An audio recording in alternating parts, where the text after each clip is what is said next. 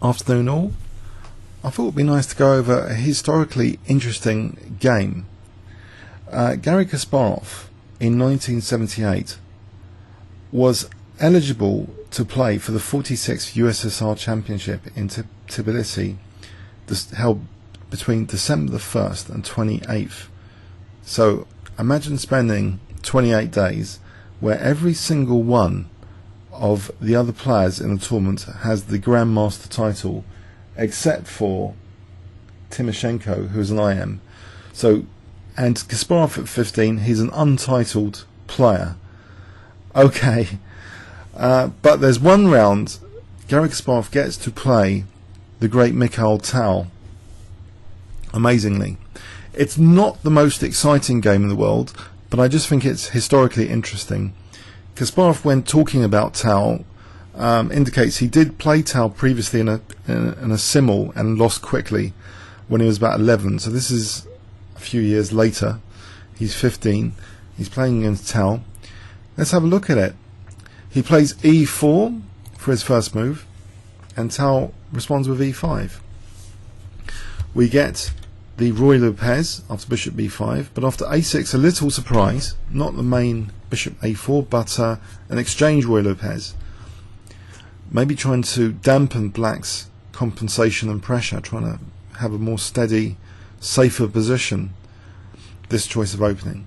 So after d takes c6, white castles, and now Tal reinforces his e5 pawn, which really was being attacked now. Previously, if taking, then queen d4 is sufficient for black to regain the pawn with equality, or even better, slightly better for black.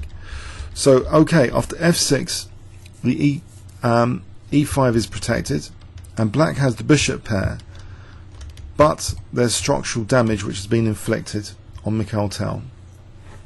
d4 now, not minding a seemingly dull continuation against Tal, for example ed and then exchanging queens, but actually Tal plays bishop g4 first and invites white to take on e5, among other things, which is the choice made by Garry. He plays d takes e5. After queen takes, rook takes. Okay, here black took on e5, and now okay, there's this pin which Garry gets out of here with rook d3. Also, it means he's not going to walk straight into another pin. For example, if he played knight bd2, then maybe just castling is nice for black. So this move rook d3, it looks a little bit artificial on the artificial side, but it does prevent black from castling. It does make sure there's no structural damage going to be inflicted on white. And knight takes e5 is again threatened. That threat is renewed, and it's now protected with bishop d6. Okay, knight bd2, and the knight's got a nice c4 square, but it can also reroute potentially like this. So here Mikhail actually plays knight f6, and knight c4 is played here, offering maybe a trade of pawns, but Mikhail just castles here, and now knight f takes e5, so a temporary pawn sack from Mikhail, because the bishop's now attacked, so the knight can't just capture on e4 after taking on e5. Bishop e2, putting pressure on white. Here this skewer, okay, rook e3, and in this position, okay, Mikhail took on c4. After knight takes c5, played bishop c5, striking on the diagonal, and f2 looks a little bit of a worry here, and it's protected, shielded with rook f3, not minding knight takes e4, and again shielded here with bishop e3, not minding doubling pawns, which Mikhail, he did double white's pawns, and now in this position played actually knight d6, and here if bishop takes c5, knight takes c4, it looks about equal, and they both agreed a draw.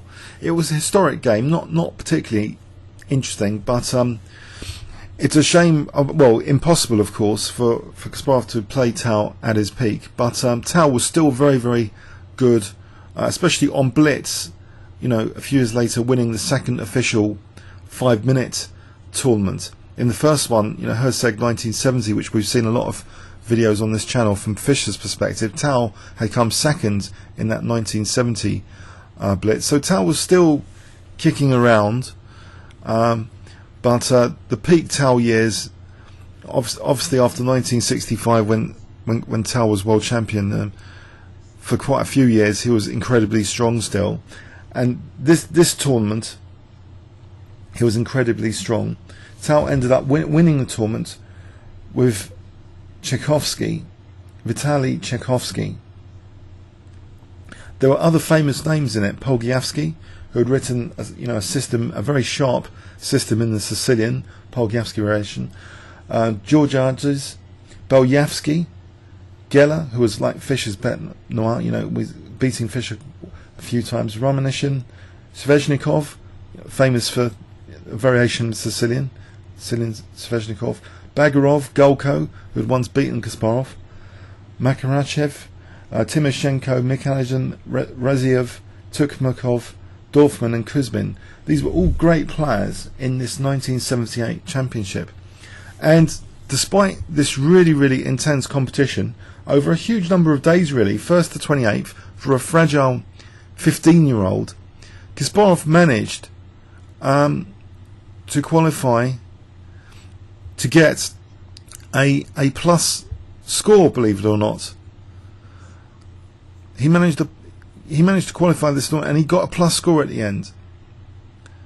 So his entry wasn't so outrageous as maybe some thought. For an untitled 15-year-old junior to be allowed in to the 46th USSR Championship and holding against Tal. And apparently they became good friends after this. Kasparov talks about Tal and his style, saying Tal played chess different to most other Soviet grandmasters, and of course who were under great influence from Mikhail Botvinnik, more solid positional style, correct, but Tal played incorrect wrong chess, entertaining, spectacular, dramatic, combinational, words Kasparov used to describe Tal's style. So maybe that explains, actually, maybe Botvinnik already had an influence on Kasparov's choice of openings against particular opponents. And this choice of opening secured a draw with the white pieces against the legend of Mikhail Tal. So let's have a look again. So their first official encounter after the simultaneous, which was a few years before this, which Kasparov lost quickly. But Kasparov playing. Okay, it looks like a dull solid variation. But what would you play against Mikhail Tal? Especially if you're just a junior player or any age for that matter, Tal is going to be very, very dangerous.